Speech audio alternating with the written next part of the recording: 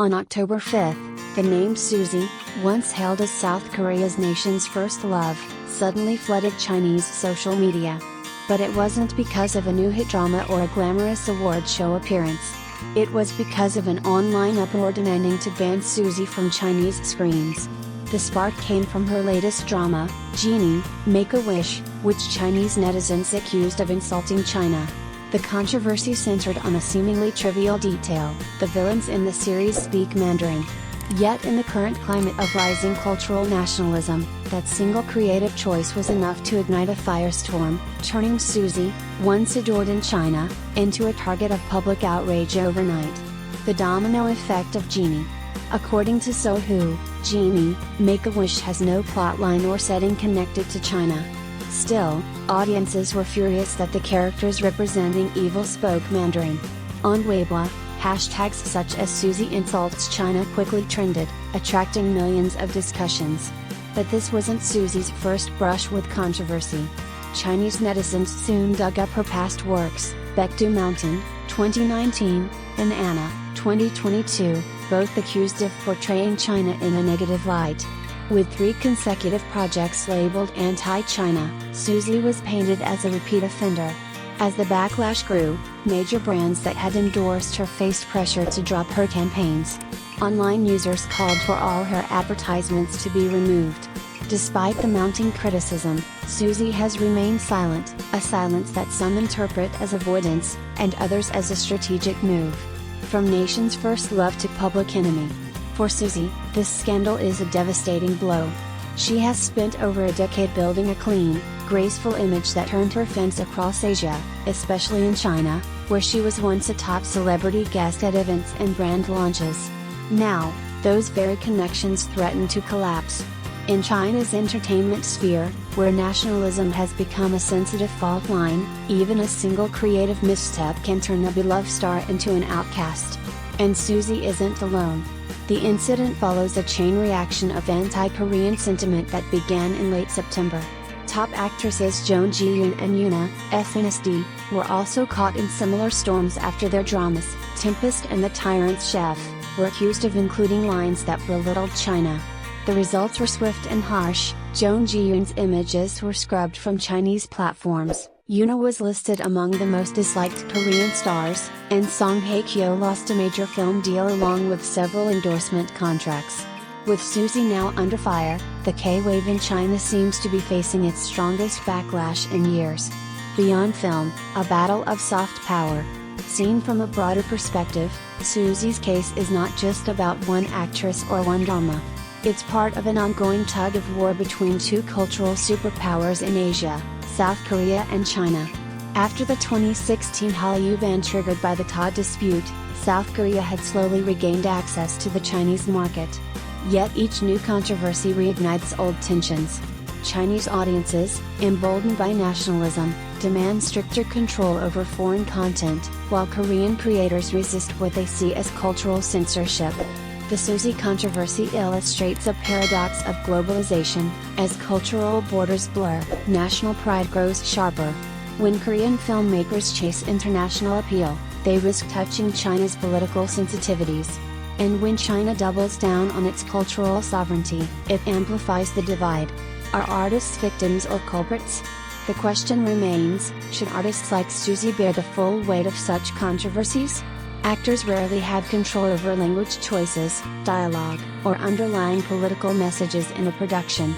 Yet when scandals arise, they become the first to be punished. Suzy's silence, criticized by some as irresponsible, might actually reflect her impossible position. If she apologizes, she risks angering her Korean fanbase for being too submissive. If she defends herself, the Chinese backlash could intensify. In the entertainment industry, every word can become a weapon. Could the Hallyu ban 2.0 return?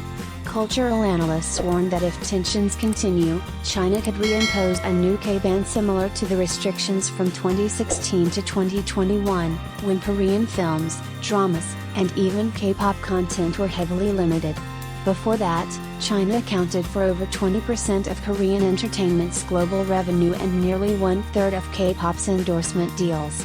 Losing that market again would be financially devastating. Yet some argue it could push Korea to diversify, investing in Southeast Asia, the Middle East, and Western streaming platforms instead of relying too heavily on Chinese audiences. The storm of national pride. Suzy's ordeal is a vivid reminder that in the age of digital globalization, culture and politics are inseparable. A single creative decision, even a character's language, can trigger a geopolitical storm. Whether or not Suzy intended to offend anyone, she has become a symbol of the fragile balance between artistic freedom and national sensitivity. The outrage in China is not just about one TV show, it reflects a growing anxiety about identity, influence, and respect. As Suzy remains silent, the world watches. Can she weather the storm and reclaim her image, or will she become another casualty of the cultural rift dividing Korea and China? South Korea's beloved nation's first love, Suzy, has become the latest Korean celebrity caught in the crossfire of China's growing wave of anti-Hallyu sentiment. On October 5, major Chinese outlets including Sohu reported that Suzy is now facing widespread calls for a boycott, after her latest drama Genie, Make-A-Wish was accused of insulting China. At the heart of the controversy is a small but explosive detail: although the drama has no Chinese context, its villains speak Mandarin. To many Chinese viewers, that choice felt like an intentional slight, a subtle suggestion that evil wears a Chinese tongue. Within hours, hashtags like Ban Suzy and Suzy's drama insults China trended across Weibo, gathering millions of angry comments. A reputation turned against her.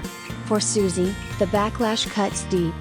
For years, she has been one of the few Korean stars with a strong and positive image in China. She's graced countless events, held fan meetings, and fronted lucrative endorsement deals. But that goodwill is quickly evaporating. Netizens are now calling on brands to remove her as ambassador, while streaming sites face pressure to block her works. What intensifies the situation is Suzy's history with films that have previously stirred similar controversy. Before Genie, Make-A-Wish, she starred in Baekdu Mountain, 2019, and Anna, 2022, both accused by Chinese audiences of containing anti-China messages. To the enraged public, 3 strikes are enough to brand Suzy as repeatedly disrespectful. Yet Suzy herself has remained completely silent. No apology. No statement. No social media activity. That silence is feeding 2 opposing narratives, one claiming she is ignoring Chinese fans, another saying she is wisely avoiding a political trap. A larger cultural war.